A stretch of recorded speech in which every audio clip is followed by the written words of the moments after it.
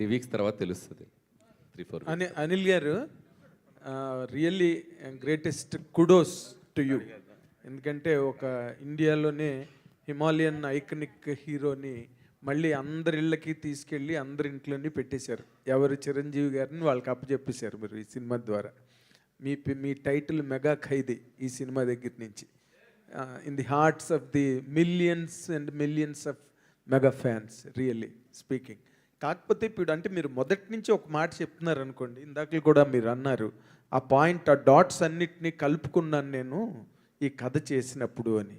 But ఆ డాట్స్ని కలపడం కూడా it's a very complicated process. It's not very easy. But దాన్ని మీరు 25 డేస్లోనే రాయగలిగాను అన్నారు.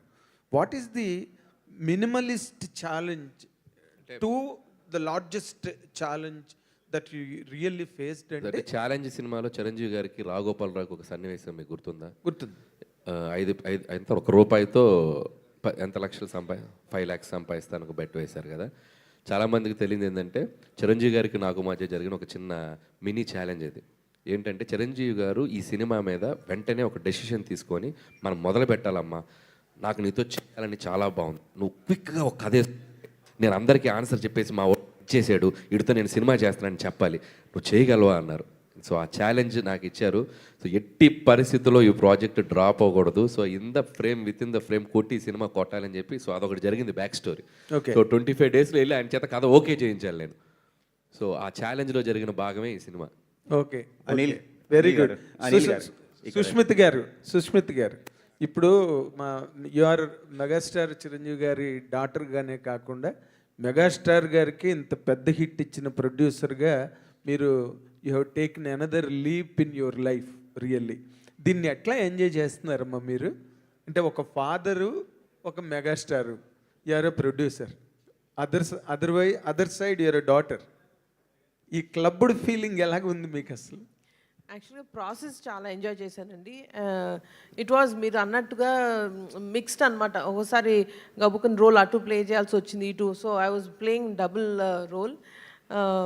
ఒక్కొక్కసారి సాహు గారి సైడ్ ఉంటాను, ఒక్కొక్కసారి ఆయన సైడ్ ఉంటాను.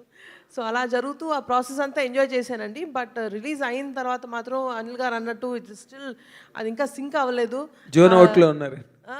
జోన్ అవుట్లో ఉన్నాను. సో జస్ట్ ప్రాబ్లీ ఆ మొత్తం ఇవన్నీ రిసీవింగ్, ఈ అప్రిసియేషన్ అన్నీ కొంచెం ఒక 1 week తర్వాత I think it will sync.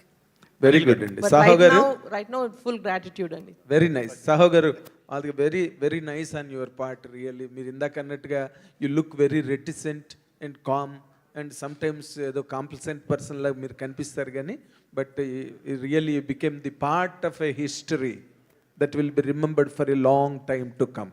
Thank you so much. Anil గారు సినిమా ఇండస్ట్రీ 4.5 దశాబ్దాలుగా వెళ్తున్న మెగాస్టార్ చిరంజీవి గారితో ద వీక్ మ్యాగజైన్ ఒకప్పుడు బిగ్గర్ దెన్ బచ్చన్ అని అత్యధిక పారితోషికం తీసుకున్నాం.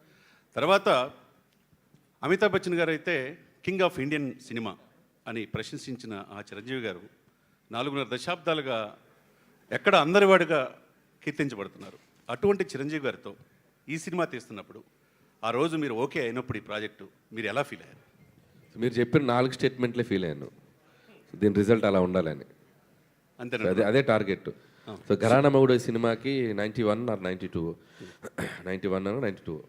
అనుకుంటున్నా. సో ఘరానా మొగుడు అనే సినిమా రిలీజ్ అయినప్పుడు అతిపెద్ద మాస్ ఇమేజ్ ఉన్న చిరంజీవి గారు, అతిపెద్ద మాస్ హీరోగా ఉన్న చిరంజీవి గారు, ఒక సటిల్ ఫ్యామిలీ బ్యాక్డ్రాప్ ఉన్న ఒక డీసెంట్ ఫ్యామిలీ ఎంటర్టైనర్లో అద్భుతమైన పాటలు, చిన్న ఫైట్లు, ఒక 3-4 ఫైట్లు, beautiful family drama, wife and husband డ్రామాతో ఆ రోజు ఆ సినిమా రెవెన్యూని ఇప్పుడు మనం కౌంట్ చేస్తే ఎంత పెద్ద రెవెన్యూ నేను చెప్పలేను.